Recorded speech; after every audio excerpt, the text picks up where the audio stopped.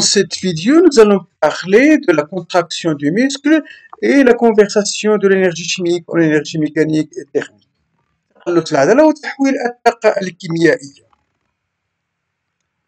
Et nous allons commencer avec un QCM du concours d'accès aux études de médecine, médecine dentaire et pharmacie de 2023. Et il s'agit de la contraction musculaire et les questions, ils portent sur des propositions de A, B, C, D et E. Et il faut choisir vraiment la proposition qui est convenable. Alors bien sûr, pour la contraction, il y a plusieurs choses dont il faut mettre dans la tête. Par exemple, dès la contraction, on peut parler de les manifestations thermiques de la contraction, et il faut les rappeler comme cela. Il y a des chaleurs qu'on appelle des chaleurs initiales, dans la chaleur de contraction, la chaleur de relâchement, hein, dans la chaleur initiale qui est surtout liée à la fermentation. Et il y a aussi une chaleur qui est retardée et qui est liée à la respiration au cours donc de la contraction musculaire. Alors il se peut aussi qu'il y ait des questions qui portent sur l'ATP, comment le mécanisme de la contraction, comment il se fait bien sûr dans l'agencement myosine-actine, quel rôle il joue, quel effet est là, etc. Avec tout ce qui est résultat en ADP, en ATP plutôt, en ADP et en PI et tout ça. La première proposition, il dit que la chaleur initiale est totalement libérée au cours de la phase de contraction musculaire.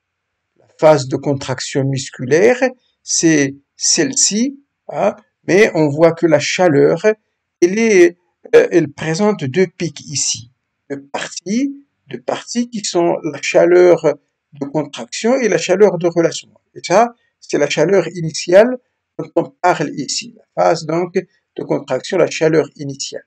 Donc, la phase de contraction musculaire, elle est totalement libérée. La chaleur, non, elle n'est pas totalement libérée, mais elle est libérée en deux parties. Chaleur de contraction, chaleur de relâchement. C'est à rejeter la proposition A.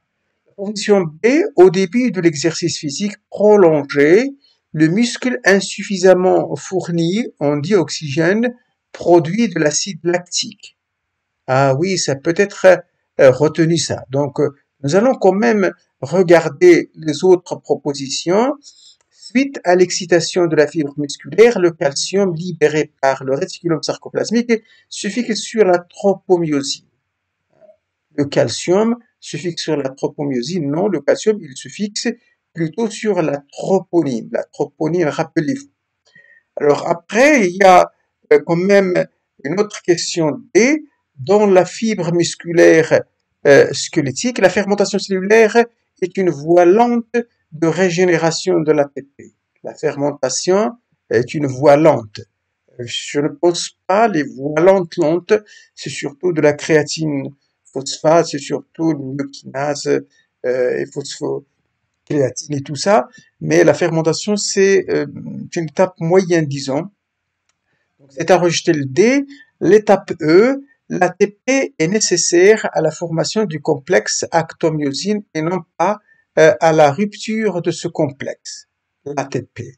L'ATP, vous savez, l'ATP, elle est ici, si on regarde à droite, lorsqu'il y a fixation de l'ATP ici en rouge, là, vous voyez, il n'y a pas de complexe qui se forme. Donc, la myosine, les têtes de myosine, ils ne sont pas fixés sur l'actine. Donc, l'ATP, il permet la libération de ce lien avec l'actine. Donc, ce n'est pas retenu le E. Donc, ce qui est retenu donc comme réponse, c'est la réponse B. Au début de l'exercice physique prolongé, le muscle insuffisamment fourni en dioxine produit de l'acide lactique. L'acide lactique. Passons à la question, une autre question cette fois-ci, mais c'est du concours 2022, toujours à propos de la concentration donc musculaire. Et ici, le calcium se fixe sur. On pose la question, le calcium se fixe sur, évidemment. Et il y a des propositions de A à E et il faut choisir celle qui est valable.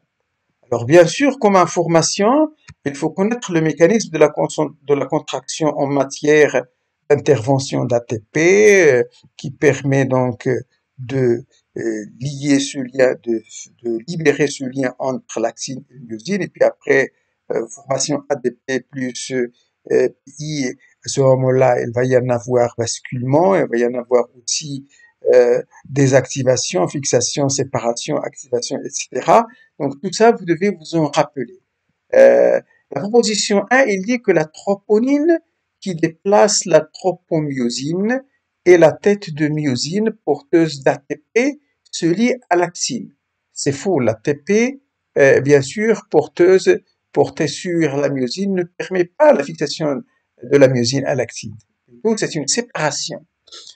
Et il y a l'autre proposition, c'est celle qui dit la tropomyosine qui déplace la troponine et la tête de myosine porteuse d'ATP se lie à l'actine. Mais ici, on voit que la tropomyosine qui déplace la troponine. Ça, c'est une information qui est fausse. Donc, c'est l'inverse peut-être. Le B, c'est à rejeter.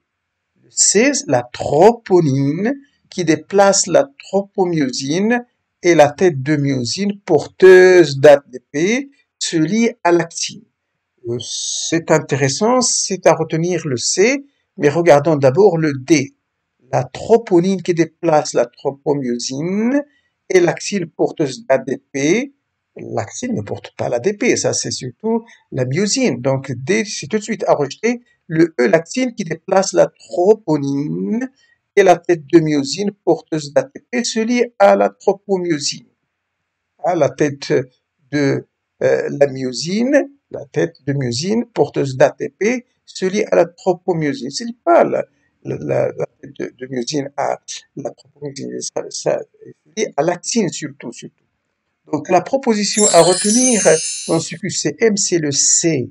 La troponine qui déplace la tropomyosine et la tête de myosine porteuse d'ADP se lie à l'actine, ADP. Souvenez-vous de ça. Après, il y a une question qui fait partie du concours de 2022, concours médecine dentaire, pharmacie, et qui permet et qui dit parmi les suggestions suivantes, il y a deux suggestions qui sont vraies parmi les 5 propositions ici, 2 qui sont vraies, qui concernent les plus utilisées dans la régénération de l'ATP, concernant la régénération donc de l'ATP pendant un effort musculaire, régénération de l'ATP. Comment l'ATP il est régénéré. Vous savez, l'ATP, c'est quelque chose qui ne se conserve pas.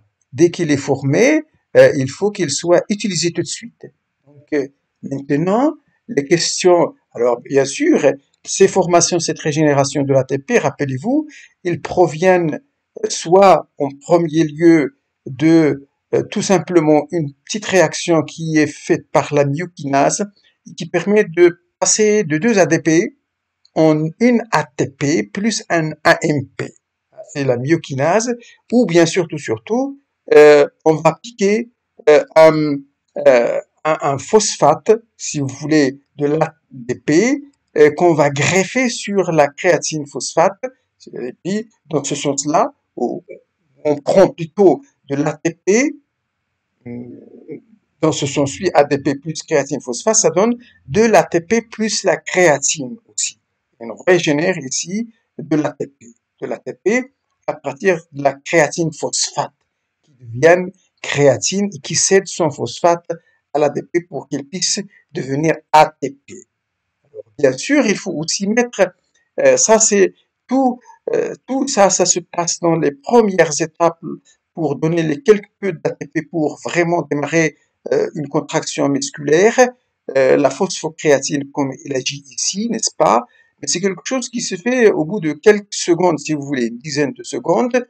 C'est une étape qui ne dégage pas d'acide lactique, ça n'a pas besoin de glucose, c'est quelque chose qui est au niveau musculaire, n'est-ce pas? La deuxième étape où il faut faire intervenir cette fois-ci le glucose, ça s'appelle l'étape du métabolisme anaérobie lactique, mais anaérobie qui dégage l'acide lactique. Ah, parce que la première étape, celle de la phosphocréatine, c'était quelque chose qui est lié au métabolisme anaérobie, mais alactique, qui ne donne pas d'acide lactique le premier. Deuxième étape moyenne, si vous voulez, il y a de l'acide lactique qui est généré. Et ça peut durer plusieurs moments. Et après, il y a l'étape qui est liée au métabolisme aérobie, c'est celle de la respiration. On peut partir de sources de glucose, d'acide gras, etc., etc. Alors, les propositions, ils disent ici que on va prendre deux propositions qui sont bonnes et on va chercher au niveau de A, B et C, D, lesquelles cette combinaison des deux, est-ce que c'est 1 et 2, est-ce que c'est 3 et 4, est-ce que c'est 3 et 5, etc., etc. Alors, d'abord, regardons ces propositions qui sont bonnes. La fermentation lactique pour un effort long. Alors ça, ce n'est pas valable du tout, n'est-ce pas? Donc, c'est quelque chose qui n'est pas valable. L'effort long, c'est surtout la respiration, n'est-ce pas? La respiration cellulaire pour un effort court. Non, non, la respiration cellulaire, c'est pour un effort qui est lent, pas court. L'ADP qui interagit avec la phosphocréatine pour un effort très rapide. Un effort très rapide, phosphocréatine avec l'ADP, oui, ah oui, ça peut être intéressant. Ici, l'étape, si vous voulez, le 3, c'est à retenir. Ça, c'est la première proposition qui est valable. On va chercher la dernière qui est valable. Donc, c'est 3.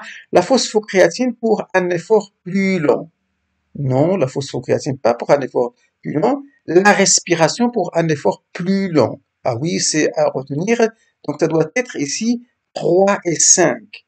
3 et 5, c'est quelque chose qui correspond à D ici. Proposition 3 et 5. 3 et 5.